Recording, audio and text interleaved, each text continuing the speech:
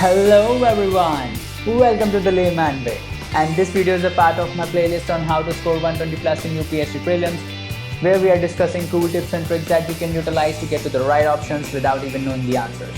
And guys, this program is all free, so don't forget to smash the like button, subscribe, and also turn on the notification.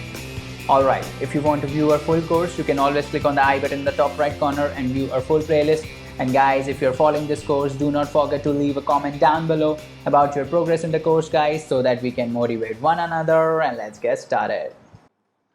चलिए next question को देखते हैं. Next question क्या बोल रहा है हमारा. ये अच्छा क्वेश्चन है. If you withdraw ₹1,00,000 in cash from your demand deposit account, अगर आप अपने जो डिपॉजिट अकाउंट है, जो आपका सेविंग्स अकाउंट है ना, उससे अगर आप ₹1,00,000 विड्रॉ कर लेते हो, तो इमीडिएट इफेक्ट क्या होगा एग्रीगेट मनी सप्लाई में. ठीक है, ये इन द इकॉनमी. अब ये देखो, इसमें वर्ड्स इंपॉर्टेंट क्या क्या है. एग्रीगेट मनी सप्लाई, एक तो ये वर्ड इंपॉर्टेंट है, ये वाला जो है एग्रीगेट मनी सप्लाई. ठीक है, दूसरा ये है कि आपने इमीडिएट इफेक्ट क्या होगा. ठीक है, इमीडिएट इफेक्ट क्या होगा. तो अब हम देखते हैं कि एग्रीगेट मनी सप्लाई का क्या मतलब है. अब अगर आपको थोड़ा सा भी याद आ रहा है एग्रीगेट मनी सप्लाई क्या होता है इकोनॉमी में, तो जब हम लोग ना नैरो मनी और ब्रॉड मनी पढ़ते हैं, है ना, तो वहाँ पे हम पढ़ते हैं M0, है ना, वहाँ पे हम M1 पढ़ते हैं, M2 पढ़ते हैं, M3 पढ़ते हैं, इस टाइप से हम पढ़ते हैं ना. तो वहाँ पे M3 जो होता है that is called the aggregate money supply in the economy. उसको बोलते हैं हम एग्रीगेट मनी सप्लाई. कितना मनी सप्लाई है इकोनॉमी में, दैट इज़ M3, राइट. और M3 होता क्या था, करेंसी विद द पब्लिक. ठीक है, करेंसी जो है पब्लिक के पास, प्लस जो डिपॉजिट्स हैं कॉमर्शियल बैंक में, चाहे वो डिमांड डिपॉजिट्स हों. ठीक है, चाहे वो डिमांड डिपॉजिट्स हों, चाहे वो टाइम डिपॉजिट्स हों, है ना. तो ये दोनों मिला के हमारा आता था, सॉरी, ये दोनों मिला के हमारा आता था, है ना, M3. तो अब मेरे को बात बताओ, करेंसी क्या है. करेंसी विद द पब्लिक है, और डिमांड डिपॉजिट जो डिपॉजिट्स हैं बैंक के पास, और जो टाइम डिपॉजिट्स बैंक के पास हैं, ये सब मिला के आता था M3, that is called the aggregate money supply. अगर मैं 1,00,000 रुपये निकालता हूँ, तो मैं क्या कम कर रहा हूँ, मैं डिपॉजिट को कम कर रहा हूँ. अगर मैं 1,00,000 रुपये निकाल रहा हूँ तो मैं डिमांड डिपॉजिट्स को कम कर रहा हूँ, राइट. डिपॉजिट्स बैंक में कम हो रही हैं 1,00,000 रुपये से. But in the same time वो जो मैंने पैसा निकाला वो मेरा करेंसी में काउंट हो रहा है, क्योंकि मेरी करेंसी जो सर्कुलेशन में है with the public that will increase by 1,00,000, है ना.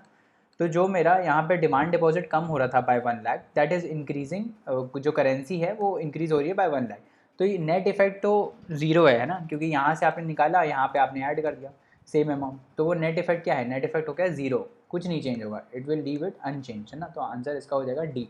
तो ये क्या है, जब आप वहाँ दिमाग लगा रहे हो, है ना, जब वहाँ आप पढ़ रहे हो, तो M3 ये होगा, शायद आपके दिमाग में ना आए. ठीक है, शायद हो सकता है ना आए दिमाग में, हो सकता है भाई M3 ना आए दिमाग में. एग्रीगेट मनी सप्लाई वहाँ पे तो एनजाइटी होती है ना बहुत ज़्यादा, तो दिमाग में ना आए. तो कैसे कर सकते हो उस क्वेश्चन को.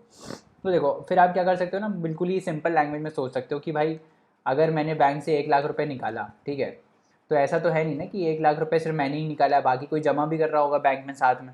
ठीक है, लोग जमा भी कर रहे होंगे, लोग निकालते भी हैं. उसमें से एक ट्रांजैक्शन है कि मैंने 1,00,000 रुपये निकाला. अब इस 1,00,000 रुपये जो मैंने निकाला है उसका इमीडिएट इफेक्ट तो कुछ भी नहीं होगा, क्योंकि हो सकता है लोग जमा भी कर रहे हों पैसे, हो सकता है किसी ने 2,00,000 जमा कर दिया हो, है ना. तो इमीडिएट इफेक्ट तो कैसे ही होगा इकोनॉमी में, इमीडिएट इफेक्ट तो नहीं हो सकता है. ठीक है, क्योंकि मैंने जो 1,00,000 रुपये निकाला है वो किसी ने जमा भी किया होगा, है ना. क्योंकि बैंक तो ऐसे ही काम करता है ना, जो मैंने निकाला और फिर किसी ने जमा किया, है ना. ऐसा तो होता नहीं है कि लोग निकाल ही रहे हैं हमेशा. तो वैसे भी अनचेंज्ड ही रहेगा.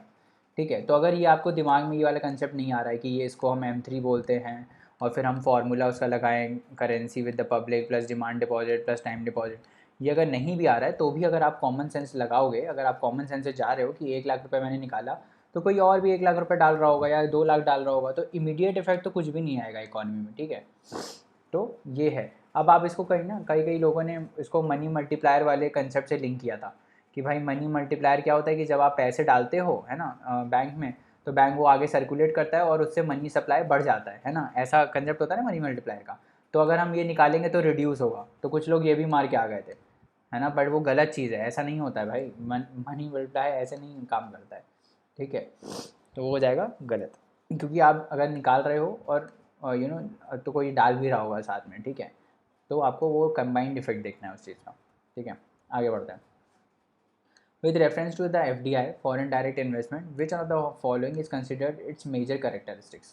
मतलब FDI का मेजर फीचर क्या है. ठीक है, जो FDI होता है वो मेजर फीचर उसका क्या है, ये हमने अपने इकॉनमी के लेक्चर में कवर किया है, तो देख लेते हैं क्या है. It is the investment through capital instruments essentially in a listed company. ठीक है, अगर आपको एफडीआई का बेसिक मीनिंग पता है कि एफडीआई होता क्या है, एफडीआई क्या होता है कि जब भी कोई बाहर से इन्वेस्टमेंट आता है इंडिया में, जो कैपिटल एसेट्स में इन्वेस्टमेंट होता है, जैसे कि मान लो कोई स्टार्टअप है, ठीक है, स्टार्टअप में इन्वेस्टमेंट भी एक एफडीआई है, ठीक है। और मान लो कोई किसी ने अपनी किसी बाहर वाली कंपनी ने अपनी सब्सिडरी सेटअप कर दी इंडिया में, वो भी एक एफडीआई है, ठीक है। और किसी मतलब बाहर की कंपनी ने इंडियन कंपनी में कुछ इक्विटी ले ली, लेट्स से 11% 15% इक्विटी ले ली और मैनेजमेंट कंट्रोल में से ले लिया, ठीक है, तो वो भी एक एफडीआई है, ठीक है। तो ये सब एफडीआई होता है। अब क्या बोल रहा है, it is a investment through capital instruments essentially in a listed company. क्या स्टार्टअप लिस्टेड कंपनी होते हैं? नहीं, स्टार्टअप लिस्टेड कंपनी नहीं होते हैं, तो एफडीआई तो पर उसमें आता है ना, तो ये गलत हो गया option. It is largely a non debt creating capital flow, ठीक है, देखते हैं। It is a investment which involves debt servicing. It is investment made by foreign institutional investor. अब एफआईआई तो अलग होता है एकदम, ठीक है, एफआईआई और एफडीआई तो दोनों अलग अलग कंसेप्ट है ना। एफआईआई में तो शेयर्स खरीदे जाते हैं, है ना, जो ग्रुप ऑफ इन्वेस्टर्स होते हैं वो शेयर्स खरीदते हैं कंपनी के, उसमें मैनेजमेंट कंट्रोल का कुछ से नहीं रहता है, मैनेजमेंट का उनका कुछ नहीं रहता, बस शेयर्स खरीद के शेयर बेचते हैं, दैट इज़ एफआईआई, ठीक है। एफडीआई में एक्चुअली में मैनेजमेंट पे भी कुछ कंट्रोल होता है, ठीक है। तो और एफआईआई बेसिकली कहाँ डील करता है? सेकेंडरी मार्केट में, है ना। एफडीआई तो पूरा प्राइमरी चीज़ है, क्योंकि आप बेसिकली कंपनी में इन्वेस्ट कर रहे हो, है ना। तो ये भी गलत हो गया। अब क्या है, इट इज़ अ लार्जली, अब ये वाले दो ऑप्शन देख लेते हैं, बी और सी, ठीक है। It is a largely non debt creating capital flow. इसमें कोई डेट क्रिएट नहीं होता है, कोई लोन नहीं है ये चीज़, ठीक है। हाँ, ये लोन तो नहीं है, क्योंकि एफडीआई में क्या होता है, एफडीआई में क्या चीज़ होता है कि भाई बाहर की कंपनी इन्वेस्ट करती है विद द इक्विटी स्टेक, ठीक है। आप मान लो किसी स्टार्टअप में इन्वेस्ट कर रहे हो, तो स्टार्टअप में जब एफडीआई आता है तो उसके बदले वो क्या बोलते हैं, वो अपना इक्विटी देते हैं, ठीक है। तो ये कोई लोन वगैरह नहीं है, ठीक है, इसमें कुछ लोन नहीं, और कोई लोन नहीं कि इसने उधार लिया और बाद में उसको चुकाना है, ऐसा कुछ नहीं है, ठीक है। तो इसका आंसर हो जाएगा, it is a largely non debt creating capital flow. कोई लोन का चक्कर नहीं है, बट एक कैपिटल फ्लो अंदर आ रहा है इकोनॉमी में, ठीक है, दैट इज कॉल्ड एफडीआई, ठीक है। तो इसका आंसर क्या हो जाएगा? इसका आंसर हो जाएगा बी, ठीक है। आगे बढ़ते हैं। With reference to the international trade of India, international trade है इंडिया का, उसके रिस्पेक्ट में कुछ कुछ स्टेटमेंट्स दी हुई हैं, ठीक है, एट प्रेजेंट। उसको हम बता रहे हैं कि क्या सही है क्या गलत है। अब ऑप्शन देखोगे तो हम इसमें एलिमिनेशन से चलेंगे, ठीक है। पहला क्या बोल रहा है, India's merchandise exports are less than its merchandise imports. Okay. India's imports of iron and steel, chemical fertilisers, machinery have decrease in the recent years. Okay. India's export of services are more than imports of services. India suffers from an overall trade current account deficit, ठीक है। अब देखो third option देखते हैं कि India's exports of services are more than its imports. Yes, India में software जो engineers होते हैं वो बहुत ही चीप में मिलते हैं, ठीक है। तो एक्सपोर्ट जो हम सर्विसेज करते हैं, जो आईटी कंसल्टिंग होती है, वो हम बाहर बहुत ज़्यादा एक्सपोर्ट करते हैं, ठीक है। तो इंडिया का एक्सपोर्ट जो है सर्विसेज है वो तो ज़्यादा ही है इम्पोर्ट से, ठीक है, क्योंकि इंडिया में जो क्वालिटी जो इंजीनियर्स होते हैं ना, क्वालिटी सॉफ्टवेयर इंजीनियर्स, वो ज़्यादा मिलते हैं, ठीक है। तो थर्ड तो ऑप्शन सही है। अब अगर थर्ड सही है, और तो थर्ड सही है तो हमें बस दो ही देखने हैं, एक या तो सी एक या तो डी। अब हम टू पे दिमाग नहीं लगाएंगे, हम बस वन और फोर पे लगाएंगे, ठीक है। India's merchandise exports are less than its merchandise imports. अब ये वन और फोर जो है, ठीक है, वो दोनों स्टेटमेंट रिलेट कर रही है, ठीक है। अगर एक सही है तो दूसरी भी सही है, क्योंकि डेफिसिट तो तभी आएगा ना जब एक्सपोर्ट्स कम होंगे और इम्पोर्ट ज़्यादा होगा, करेक्ट। और हमको पता है इंडिया तो डेफिसिट में चलता ही है ना। इंडिया का तो डेफिसिट से हम कितना इम्पोर्ट करते हैं चाइना से, है ना, एक्सपोर्ट हमारा कम है, तो इंडिया करंट अकाउंट डेफिसिट में रहता है ना। तो इसका क्या आंसर हो जाएगा? 1, 3 एंड 4, ठीक है। आगे बढ़ते हैं। The term West Texas instrument intermediate sometimes found in news. अब ये उस टाइम न्यूज़ में था क्योंकि ये जो WTI का इंडेक्स था वो चला गया था नेगेटिव में, ठीक है, नेगेटिव में चला गया था। This is actually related to the prices of crude. Crude के जो प्राइसेस होते हैं ना वो WTI से आते हैं। एक होता है स्वीट क्रूड, एक होता है सार क्रूड। तो स्वीट क्रूड का जो प्राइस होता है वो WTI का स्टैंडर्ड होता है उसका, ठीक है। तो ये this relates with basically crude oil. ये टेस्ट सीरीज़ में भी बहुत बार पूछा गया था, ठीक है। तो एनीवेज ये तो सरल क्वेश्चन है, ठीक है। बट इंडिया, ये याद रखना कि इंडिया जो है ना मोस्टली सार क्रूड इंपोर्ट करता है। कोई पूछ ले इंडिया, इंडिया पे क्या इफेक्ट आएगा WTI कम होने से, तो इंडिया पे बहुत ही नेग्लिजिबल इफेक्ट आएगा, क्योंकि इंडिया जो है वो सार क्रूड वो करता है, इंपोर्ट करता है। सार मतलब जिसमें सल्फ़र बहुत ज़्यादा होता है, ठीक है। और जो स्वीट क्रूड होता है उसमें सल्फ़र नहीं होता है, मतलब सल्फ़र बहुत कम होता है, ठीक है। तो इंडिया जो इंपोर्ट करता है दैट इज़ अ सार क्रूड, ठीक है। तो ये है, ये अब आप ऑप्शन पढ़ लेना अच्छे से। In the context of Indian economy, non-financial debt includes which of the following?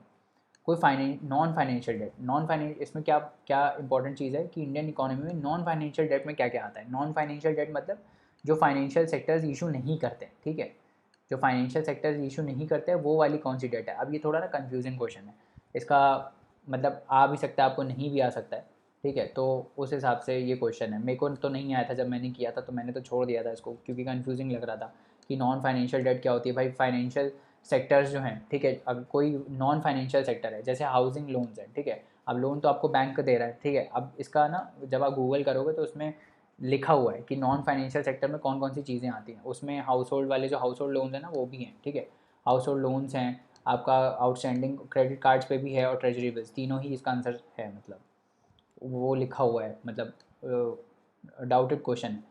Non financial debts ये विकीपीडिया पे लिखा हुआ है, non financial debt consist of credit instruments issued by government entities house hold and business that are not included in the financial sector. तो जो financial sector में नहीं है, ठीक है, वो इंक्लूडेड है। It shares most of the same characteristics with the financial debt. बहुत ही कन्फ्यूजिंग क्वेश्चन है, मैंने तो छोड़ दिया था, इसमें कोई लॉजिक भी नहीं लग रहा था।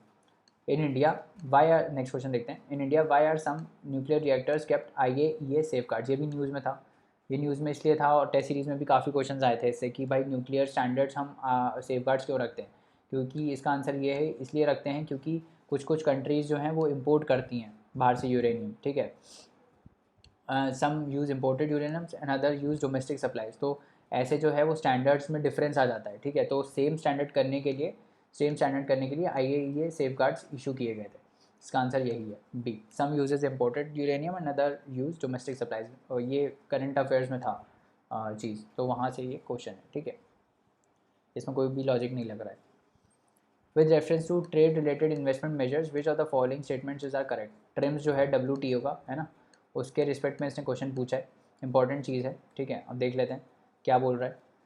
Quantitative restrictions on imports by foreign investors are prohibited. Okay, they apply to investment measures related to trade in both goods and services. They are not concerned with regulation of foreign investment. अब ये अगर आपको आपने TRIMS पढ़ा है तभी आप ये चीज़ कर पाओगे, तभी आप एलिमिनेट कर पाओगे। एक्चुअली ट्रिम्स जो है वो सर्विसेज से डील नहीं करता है, ठीक है, ट्रिम्स जो है वो सर्विसेज से डील नहीं करता है, it only deals with trade off goods, ठीक है। सिर्फ गुड्स के ट्रेड में ट्रिम्स मेजर्स जो हैं वो एप्लीकेबल होती हैं, है ना। अगर आपको ये पता था तो आप 2 को एलिमिनेट कर देते, 2 को एलिमिनेट करते करते आपका आंसर C आ जाता। नहीं पता है तो छोड़ दो, ठीक है, और कोई ऑप्शन था नहीं। अगर आपको पता होना ही चाहिए कि ये सर्विसेज में जो है वो नहीं डील करता है, ये सिर्फ गुड्स में डील करता है, ट्रेड इन गुड्स से डील करता है बस, ठीक है। उसके बाद क्या है 57, इफ़ द RBI डिसाइड्स, ये अच्छा क्वेश्चन है, ये थोड़ा ये स्कोरिंग क्वेश्चन है। इफ़ द RBI, ईजी भी है स्कोरिंग भी है, if RBI decides to adopt an expansionary monetary policy which of the following would it not do. अब इसमें क्वेश्चन बहुत सिंपल है, ठीक है, बट लोग गलत पता है क्यों करते हैं, क्योंकि वो इसको नहीं देखते, उनके हमेशा दिमाग में चलता है क्या करेगा क्या करेगा, क्योंकि हम पढ़ते भी ऐसे ही हैं कि अगर हमें इन्फ्लेशन कंट्रोल करना होगा तो हम क्या करेंगे, डिफ्लेशन कंट्रोल करना होगा तो हम एक्सपेंशनरी पॉलिसी लाएंगे, वो चीप पॉलिसी लाएंगे, है ना। तो हमेशा करने के लिए हम देखते हैं, हम नॉट डू के लिए तो फोकस ही नहीं करते, बट आंसर इसमें नॉट डू पूछ रहा है, तो ध्यान रखना हमें क्या बताना है इसमें कि RBI क्या नहीं करेगा, ठीक है। तो हम पहले क्या करेंगे, क्या करेगा वाले ऑप्शन देख लेंगे, मतलब क्या करेगा वो लिस्ट कर लेंगे और उनको हटा देंगे इनमें से, ठीक है।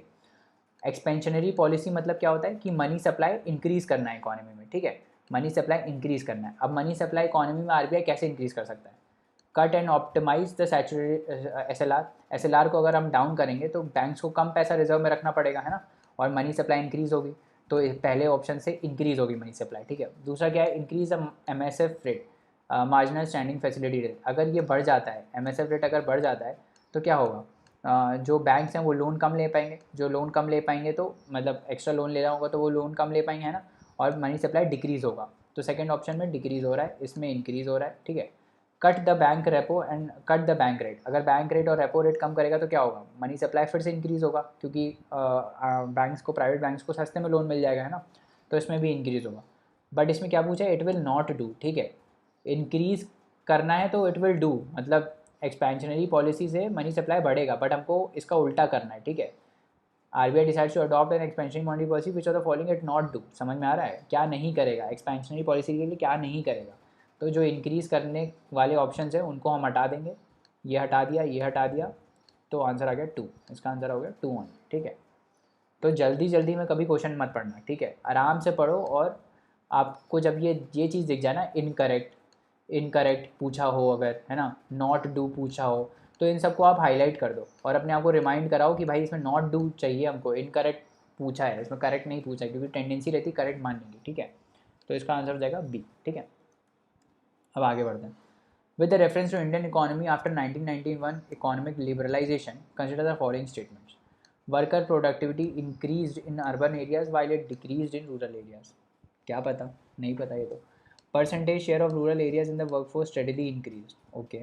इन rural areas the growth in the non farm economy increased, the growth rate in rural employment decreased. अच्छा, इससे कुछ आ रहा है। 1991 जब इकोनॉमिक लिबरलाइजेशन हुआ था तो इकोनॉमी को ओपन कर दिया गया था, है ना, बाहर से इन्वेस्टमेंट आने लगा था, ठीक है।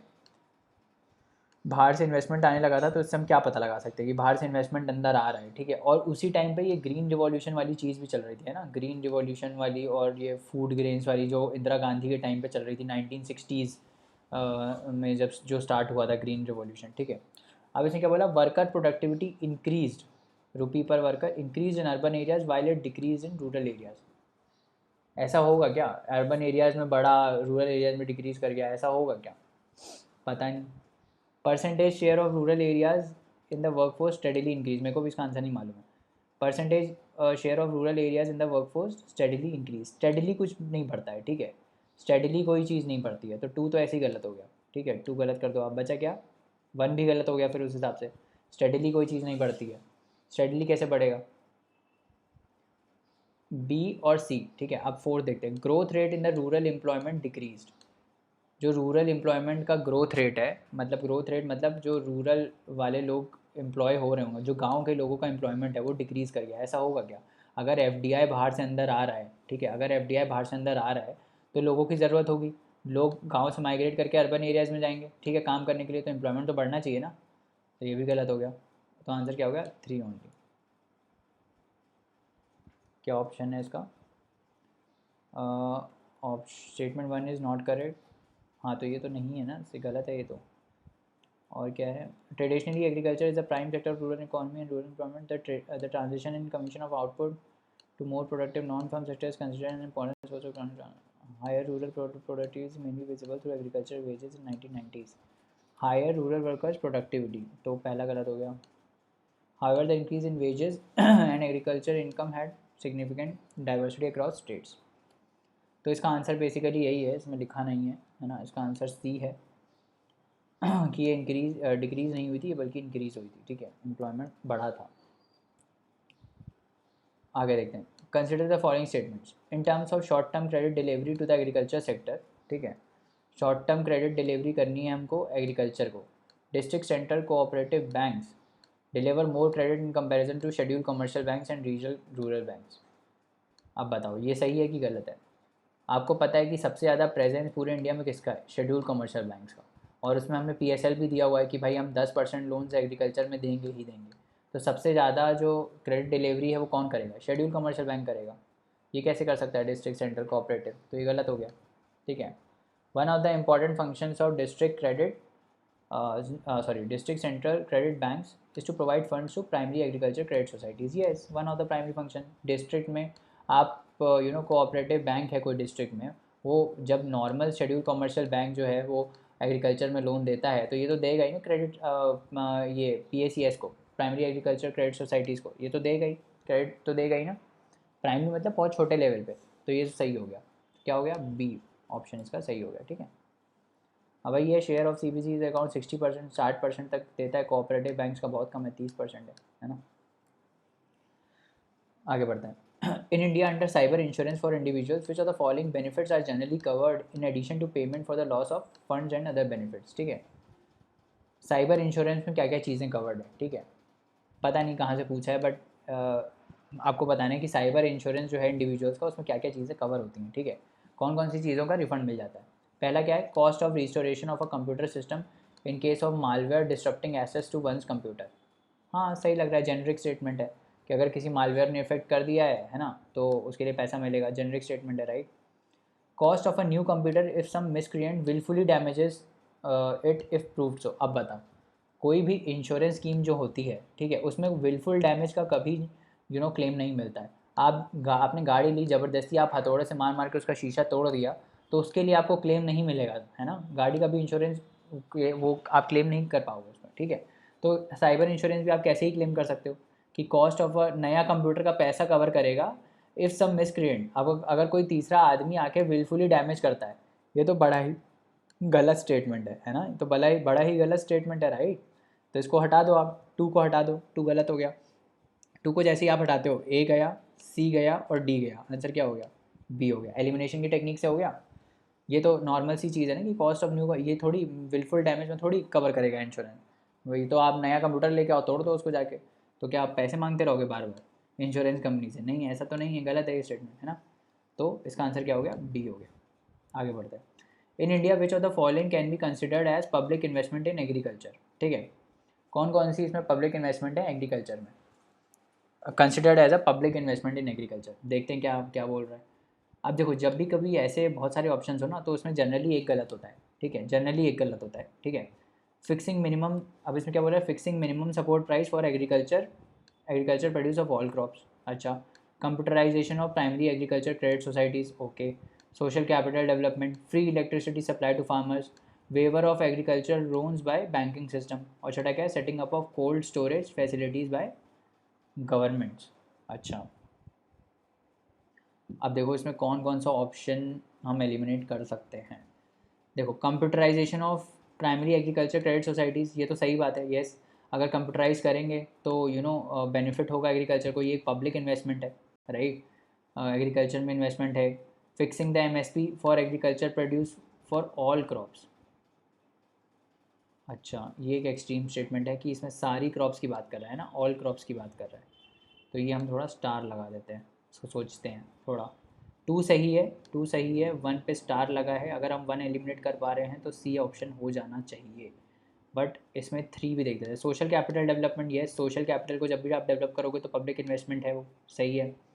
छठा क्या है, setting up of cold storage facilities by the governments, okay. Cold storage facilities by the governments, अब देखो cold storage facility public investment है क्या, अच्छा। देखो, कोल्ड स्टोरेज फैसिलिटी क्या होता है, जिसमें जाके सब्जियां स्टोर होती हैं, ठीक है, that is a cold storage facility, कि फार्मर जाके वहाँ पे अपनी सब्जियां स्टोर कर सकता है ताकि वो बाद में रीसेल कर पाए। तो आई गेस ये सही होना चाहिए। Setting up of cold storage facilities by government, ये एक पब्लिक इन्वेस्टमेंट है, पब्लिक इंफ्रास्ट्रक्चर में इन्वेस्टमेंट है बेसिकली, है ना। बाकी ये क्या है, वेवर ऑफ एग्रीकल्चर लोन्स, ये गलत लग रहा है मेरे को, है ना। वेवर ऑफ एग्रीकल्चर लोन्स जो है, अगर आप वेवर कर दोगे एग्रीकल्चर लोन को, तो यही तो मुद्दा बहुत ज़्यादा न्यूज़ में है ना, कि आप अगर वेवर कर दोगे, अगर आप इसका एग्रीकल्चर लोन वेव करने का ड्रॉबैक क्या है कि क्रेडिट सिस्टम का जो बैलेंस है वो ख़राब होता है ना, वो ख़राब होता है। ये कोई इन्वेस्टमेंट तो है नहीं, जब आपने वेवर कर दिया, that is an expense for the government, right. ये कोई इन्वेस्टमेंट नहीं है ना। और इससे तो क्रेडिट कल्चर भी ख़राब होता है, फार्मर्स ज़बरदस्ती लोन लेके रीपे नहीं करेंगे, है ना। तो ये चीज़ हो गई गलत कि waiver of agriculture loans by banking system, ये समझ में नहीं आया, this is not a public investment. तो फिफ्थ अगर मैं गलत करता हूँ तो मेरे क्या गलत हो जाता है, ए गया, बी गया और डी गया, आंसर क्या हो गया, 2, 3 एंड 6। इस पर भी देखो, इस पर भी आपको जो डाउट था, इसको भी ये भी रिमूव हो गया, बस एक ऑप्शन है फिफ्थ, उसी को एलिमिनेट करके पूरा आंसर आ जाएगा, ठीक है। तो ऑप्शन क्या हो गया, सी आंसर हो गया इसका, ठीक है। तो चलिए दोस्तों, आज के लिए इतना रहने देते हैं, नेक्स्ट लेक्चर में और कंसेप्ट्स को पढ़ेंगे। जाने से पहले लाइक शेयर सब्सक्राइब ज़रूर करें, अपने दोस्तों को रिकमेंड करें। अपनी क्वेरीज़ आप हमको queries@thelaymanway.com पे भेज सकते हैं, जहाँ पे हम आपका रिप्लाई इंस्टेंटली करेंगे। और पढ़ते रहिए, हार्ड वर्क करते रहिए, है ना। अगले लेक्चर में मिलते हैं। Thank you, bye bye, take care.